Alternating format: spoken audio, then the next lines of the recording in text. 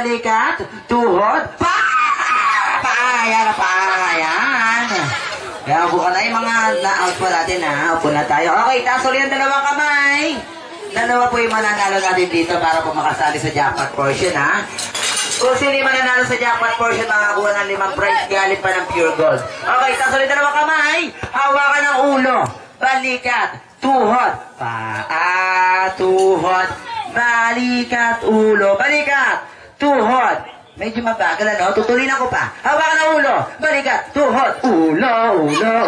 Ayan, nahulog yung dalawang ulo nila. Ayan, dalawa po yung mananalo natin dito ha. Okay, taas ulit ang dalawang kamay.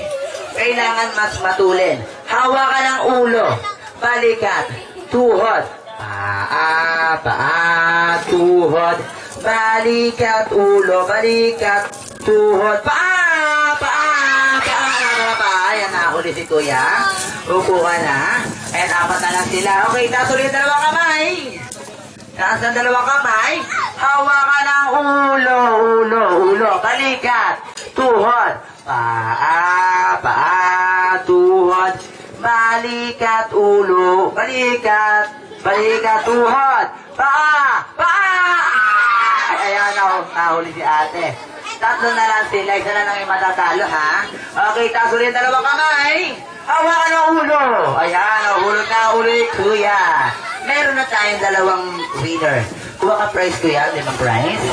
Ganito lang yung jackpot portion natin. Bibigyan kita ng 5 prize. Hello, ate. Halika po dito, mamaya ka na dyan, ha? Okay, ano pangalan mo, ate?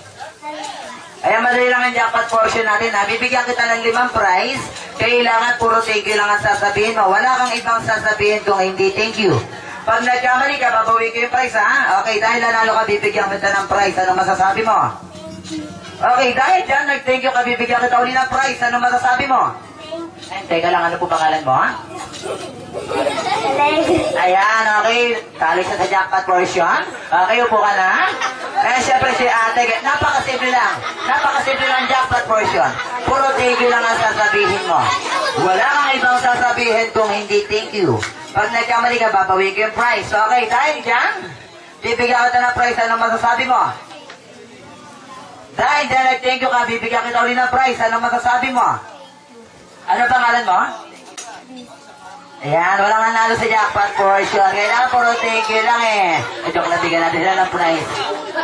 Dalawa sila. Okay, music po.